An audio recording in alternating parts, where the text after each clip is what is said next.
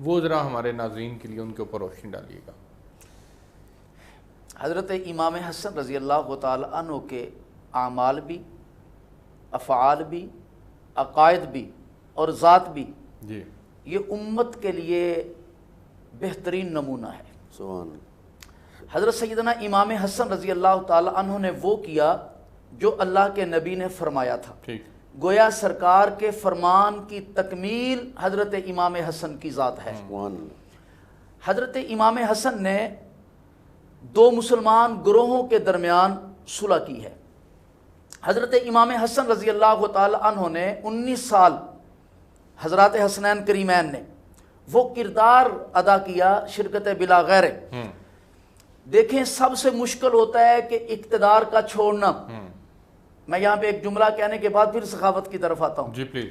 سب سے مشکل ہوتا ہے، لوگ اقتدار کے لیے اصول قربان کر دیتے ہیں، بالکل کر دیتے ہیں۔ لوگ اقتدار کے لیے خونی رشتے بھول جاتے ہیں، لوگ اقتدار کے لیے اپنا مذہب بھی داؤ پہ لگا دیتے ہیں۔ لیکن میں سلام پیش کرتا ہوں حضرت امام حسن رضی اللہ تعالی عنہ کو کہ انہوں نے اپنا اقتدار اور اقتدار بھی خلافت قربان کر دیں، انہوں نے امت پہ قربان کی ہے۔ سبحان اللہ۔ یہ حضرت امام حسن رضی اللہ تعالی عنہ کا سب سے نمایاں کارنامہ ہے۔ بے شک، بے شک۔ اہل بیت اطہار ہوں یا اصحابہ کرام، وہ دونوں ہمارے سر کا تاج ہیں۔ ٹھیک، رہی بات سخاوت کی، جی تو جو بنیاد میں بات عرض کی کہ جب حضرت امام حسن رضی اللہ تعالی عنہ نے رضی اللہ، حضرت رسول کریم صلی اللہ علیہ وسلم کی زبان نبوت کو چوسا ہے، جی تو وہ صرف زبان کو نہیں چوسا، وہ نبوی اخلاق بھی، نبوی اثرات بھی، نبوی علوم بھی،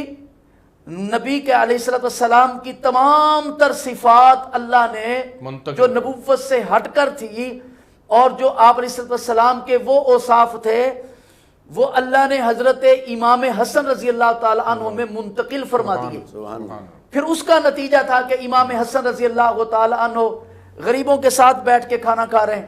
پھر یہ اس کا نتیجہ تھا کہ امام حسن رضی اللہ تعالی عنہ فقیروں کے ساتھ نیچے بیٹھ رہے ہیں اور انہیں بتا رہے ہیں کہ دیکھو میں نبی کا شہزادہ ہوں، دیکھو میں نبی کا خون ہوں۔ میں ایک بات یہاں پہ اور عرض کر دوں کیونکہ ہمارا وقت پورا ہوا چاہتا ہے۔ جی جی کاظم رضا نقوی صاحب مکتب اہل تشیع کے قائد ہیں، جی، وہ اپنا اس بات کی ضرور تائید فرمائیں گے کہ سادات، کیونکہ خاندان سادات سے بھی تعلق ہے، سادات کی نسبت حضرت علی رضی اللہ تعالی عنہ کی اولاد دیگر ازواج سے بھی ہے۔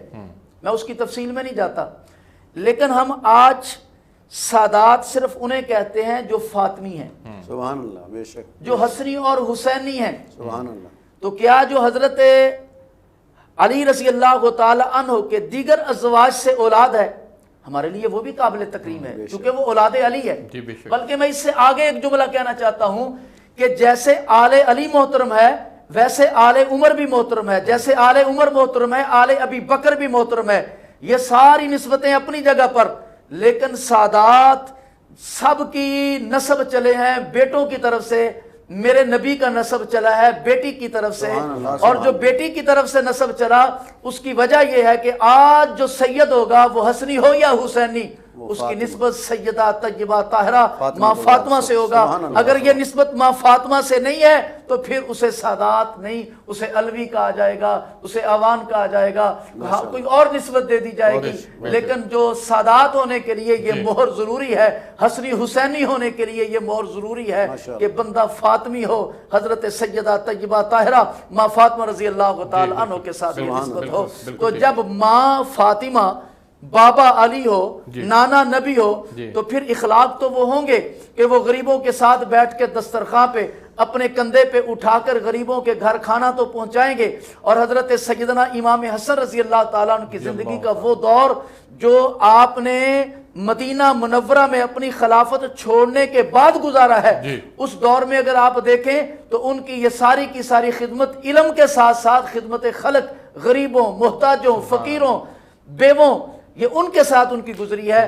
اللہ رب العالمین سے اس میں علمی تھوڑی سی پہلو بھی جو ہے وہ ڈسکس کیجئے گا کہ جو علمی خدمات ہیں آپ کی، اس کے اوپر بھی ذرا مختصر روشنی ڈالیے گا۔